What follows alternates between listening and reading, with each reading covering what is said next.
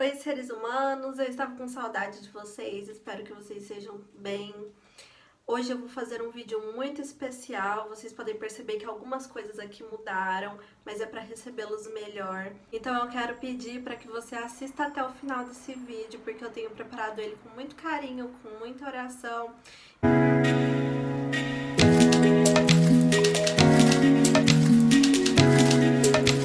Bom, hoje eu vou falar sobre o meu testemunho, já que fazem hoje, dia 31 de julho, 4 anos que eu estou nessa caminhada com o Senhor Jesus.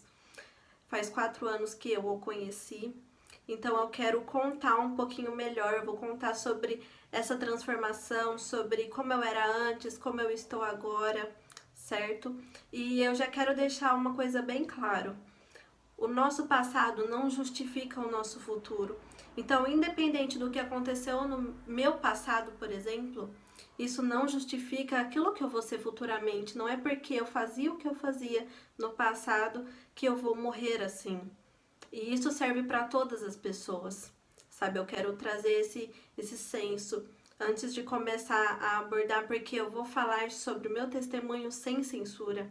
E para mim sempre foi muito difícil falar sobre o meu testemunho justamente por isso. Eu sempre tive muito receio de falar abertamente sobre o meu testemunho, porque muitas pessoas me conhecem apenas de forma superficial. Então, quando lembram de mim no passado, elas pensam: ah, a Giovana do rolê, a Giovana é aquela que fumava.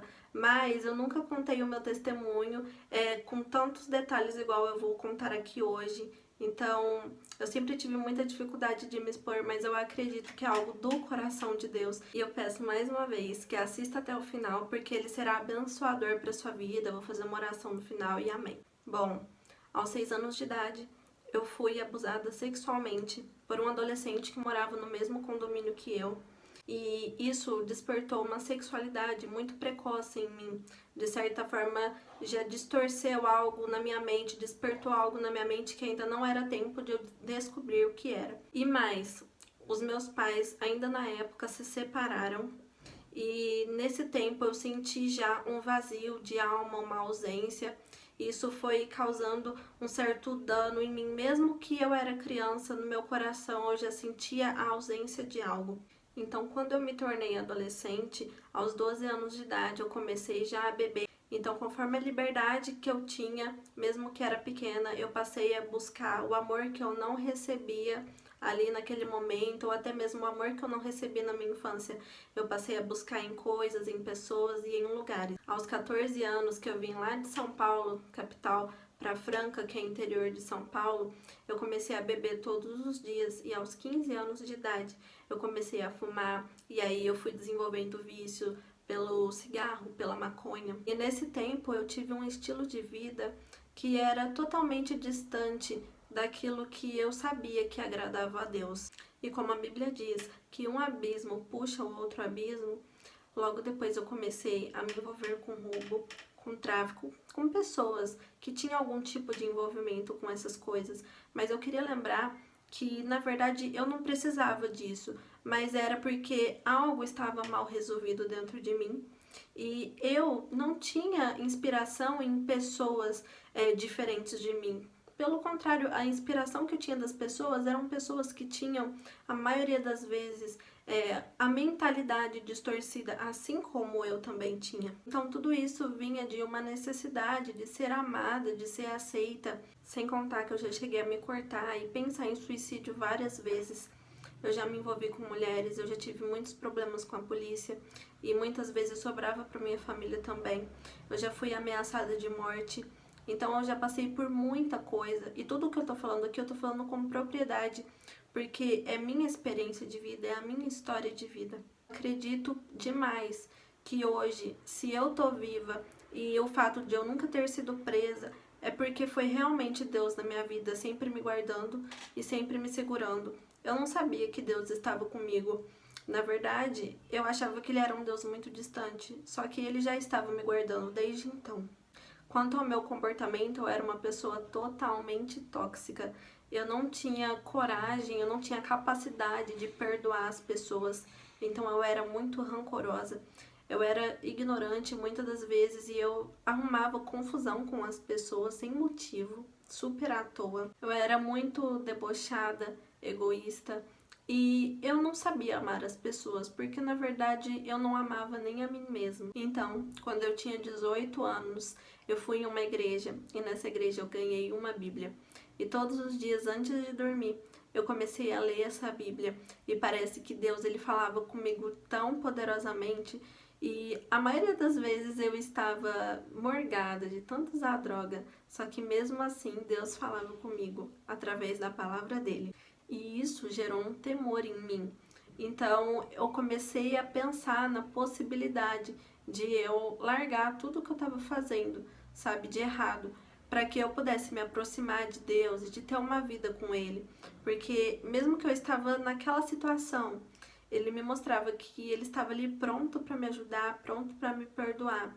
Mas ainda era uma ideia muito imatura e eu não conseguia compreender completamente isso. Porque eu, de fato, não congregava em uma igreja, eu não tinha vontade, sabe? Era muito difícil para mim, era uma luta chegar em uma igreja e muito mais frequentar, sabe? Era difícil para mim até visitar, então muito mais para frequentar. Então eu tive que começar a buscar a Deus por mim mesma. E aos poucos, os meus olhos começaram a se abrir e eu comecei a notar o quanto aquilo estava me fazendo mal, sabe? O quanto o cigarro, o quanto a maconha estava me fazendo mal. Eu estava ficando mais ansiosa do que eu já era. No começo, parece que era mil maravilhas, eu fumava e eu sentia paz, eu fumava e eu me sentia bem. Só que depois a minha mente começou a ficar a milhão, eu comecei a ficar muito perturbada, essa é a palavra certa, para definir o que eu sentia.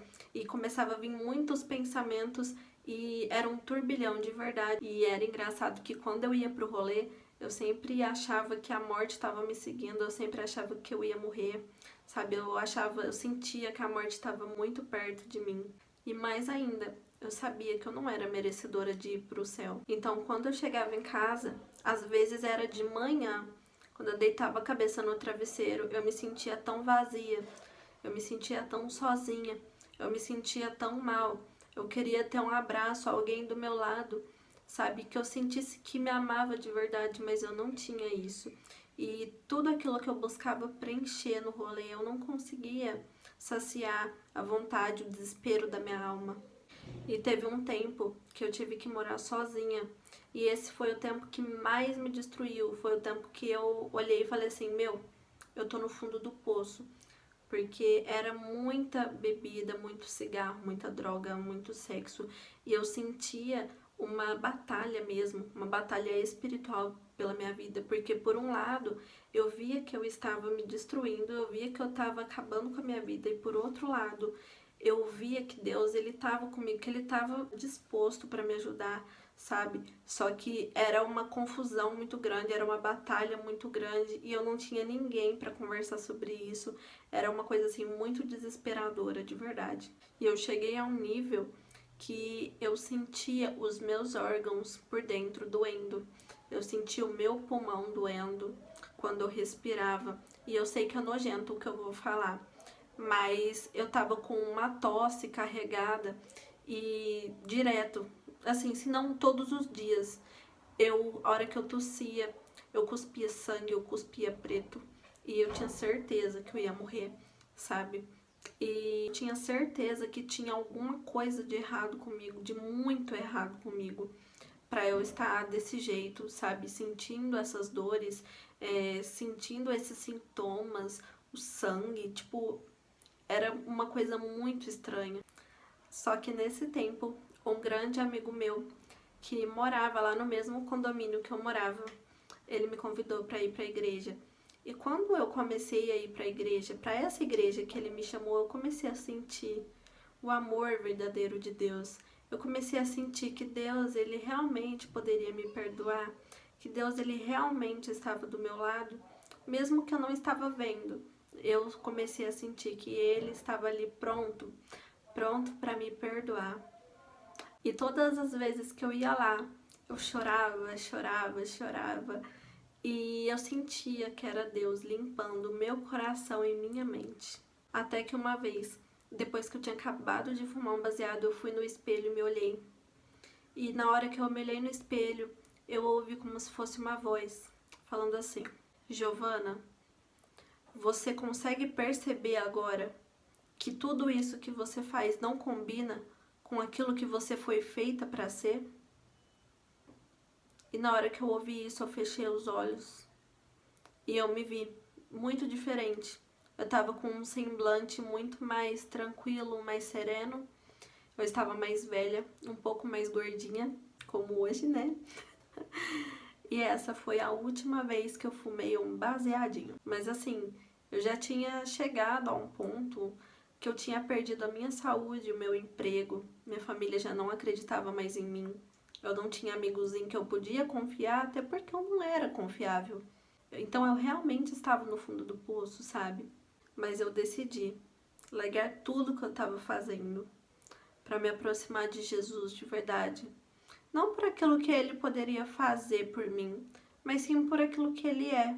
Então eu descobri um amor muito, muito puro. 31 de julho de 2016 me marcou demais, porque foi o dia que eu batizei, que eu aceitei Jesus como meu único e suficiente Salvador.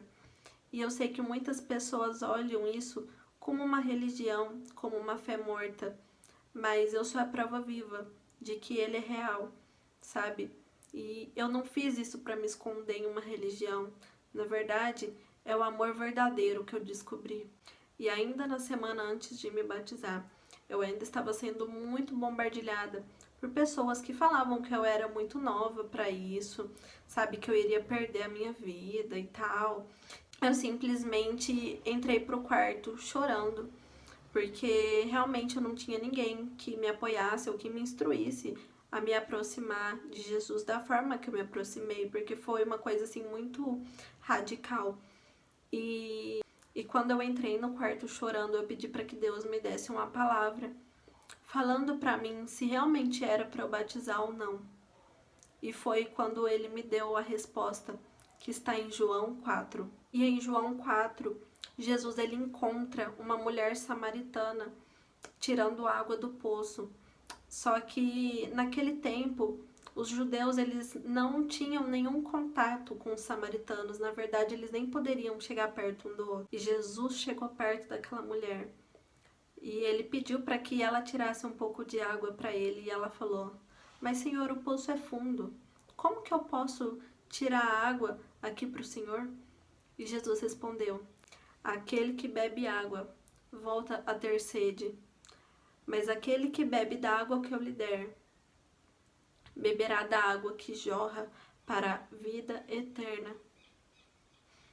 Então, como ele estava se referindo de água e eu iria me batizar nas águas, aquilo foi totalmente de encontro ao meu coração. Eu entendi que era o momento de eu realmente me entregar a ele. E se você olhar o contexto de João 4, você vai ver que Jesus mesmo diz que chegará a hora, e ela já chegou, em que os verdadeiros adoradores o adorarão em espírito e em verdade, adorarão ao Pai em espírito e em verdade. É o momento da gente se entregar a Deus, da gente entregar o nosso coração a Deus, em espírito e em verdade, ou seja, com tudo o que somos, com tudo o que temos.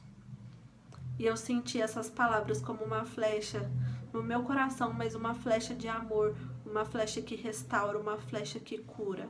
E hoje eu estou aqui contando a minha história para vocês. 4 anos depois, quantas coisas eu já vivi na presença de Deus. E eu posso dizer que tudo aquilo que eu fiz no passado, toda bebida, toda droga, todo prazer que eu senti, não se compara com aquilo que eu sinto na presença de Deus. A brisa da droga é miséria perto da glória de Deus. Porque a glória de Deus, ela nos enche por completo. Ela traz uma paz pra gente, uma paz de verdade, sabe? Não é uma paz que vem e vai embora rápido. É uma paz que vem e se estabelece sobre nossas vidas. Então, depois disso, eu passei a permitir que o Senhor me colocasse em um processo de cura, de restauração, de libertação. Porque eu entendo que nós também temos que permitir, sabe? Não é só a gente ficar sentado num banco de igreja esperando que Deus faça alguma coisa. É uma fé ativa, uma fé de verdade. É uma fé que transforma. Então eu permiti que o Senhor fizesse a restauração, que Ele limpasse o meu coração, e até hoje Ele tem muitas coisas para mudar em mim. Não sou perfeita, mas cada dia que passa eu me sinto mais perto do amor dele, mais perto da glória dele. Não é de um dia para o outro que a gente vai mudar. O processo existe e ele dói. Só que todos os dias o Senhor, Ele nos mostra o quanto vale a pena permanecer nesse processo. Eu achava que Deus, Ele era um cara muito distante e que Ele não poderia fazer nada por mim, que Ele não poderia me perdoar, que eu não merecia o amor dele. E realmente não mereço, porque eu sou uma pessoa falha, como qualquer outra pessoa. Só que a graça, que é um favor imerecido, ela nos dá a oportunidade de sermos perdoados, amados por Deus. E aquele Deus que antes eu enxergava como distante, hoje Ele é mais perto do que eu imagino. E se você hoje é essa pessoa que sente que Deus está distante de você, saiba que Ele tem um amor por você. Saiba que Ele te ama e que Ele não desiste de você. Sabe, às vezes você pensa que, além de Ele estar muito distante, que você é muito jovem para se aproximar de Deus. Só que, na verdade, Ele já te conhece desde o ventre da sua mãe. E eu estou falando sobre um amor que perdoa, que restaura, que traz paz, que traz alegria. E da mesma forma que Ele fez na minha vida, Ele pode fazer na sua também. Independente da forma que você estiver hoje, os braços de Jesus estarão abertos para você, para te receber, porque Ele tem muita alegria por sua alma, sabe? E enquanto você está aqui assistindo ou ouvindo apenas, mas enquanto você está aqui respirando, o Senhor, Ele está te dando uma oportunidade de você conhecer Ele. E eu não desisto de falar isso, porque nos meus últimos suspiros Ele me trouxe a vida de volta. Para falar a verdade, Ele me deu uma nova vida. Uma vida totalmente diferente da que eu vivia antes. Mas hoje eu me sinto livre. Hoje eu me sinto livre porque eu não me prendo a nada. A única coisa importante para mim, a única coisa importante que eu tenho é Jesus. E Ele só precisa de uma decisão sua. Ele só precisa de uma escolha sua. Ele não pode escolher por você. Ele já tem um propósito na sua vida, mas quem escolhe é você. Quem decide por Jesus é você. E aí sim, no momento em que você decidir, Ele transforma a maldição em bênção, a morte em vida, o choro em alegria, o ódio em perdão. Ele pode fazer por você. E eu sou a prova viva de que Jesus faz. Ele pode curar o seu coração. Amém. O vídeo ele tá bem prolongado, mas eu ainda quero fazer uma oração por você que está assistindo. Talvez você se sentiu tocado por essa história. Mas não é por minhas palavras que você se sentiu tocado ou tocada. É pelo próprio amor de Deus, porque Ele tem algo para fazer em sua vida. Só que Ele precisa que você dê um espacinho para Ele. Entende? Então eu vou orar por você. E se você sentir à vontade, você pode fechar os olhos, colocar o fone de ouvido, colocar as mãos sobre o seu coração, mas sinta-se à vontade. Porque o Senhor, Ele quer trazer uma restauração para a sua vida de dentro para fora. Uma transformação de dentro para fora, assim como Ele fez comigo. Senhor Jesus, eu apresento diante de Ti, Pai, a vida dessa pessoa que está me ouvindo, que está me assistindo. Senhor, que ela possa sentir a Tua presença neste momento, Pai, pois ela não assistiu até aqui em vão. Senhor, da mesma forma que o Senhor transformou a minha vida, O Senhor pode transformar a vida dessa pessoa também. Então, Pai, que a partir de hoje isso se torne possível, que isso se torne palpável aos olhos dessa pessoa, Pai. Essa pessoa que muitas vezes te vê como um Deus que castiga, um Deus bravo, um Deus distante. Que o Senhor possa se manifestar como um Deus que está pertinho dela. Que o Senhor possa se manifestar como um Deus real e poderoso. Que o Senhor possa, Pai, se revelar ao coração dessa pessoa. E que ela possa sentir o seu toque. Que ela possa sentir o seu abraço, Jesus. Que nesse momento você receba a restauração, a paz que vem do céu. Que nesse momento você receba o amor de Jesus, que é poderoso para cobrir multidão de pecados. Da mesma forma que Ele mudou a minha vida, Ele também mudará a sua. Então, em nome de Jesus, eu profetizo sobre sua vida restauração. Restauração na saúde, restauração no emocional, restauração no espiritual, restauração no casamento, restauração nas finanças. Em nome de Jesus, porque Ele é poderoso para fazer infinitamente mais do que pensamos ou pedimos. Aleluia! E Ele vai trazer essa alegria para o seu coração. Amém? Eu creio. Eu creio. Seja consolado por uma esperança que vem do céu. Porque Ele te ama e Ele tem um propósito na sua vida. E eu não estou falando isso por emoção. Eu estou falando isso na própria autoridade do nome de Jesus. Porque são as verdades dele sobre você. Eu não te conheço, não sei nada, talvez da sua vida, daquilo que está no seu coração.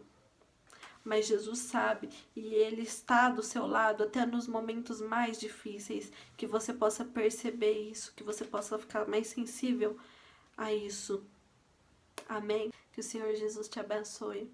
Obrigado por ter assistido até aqui.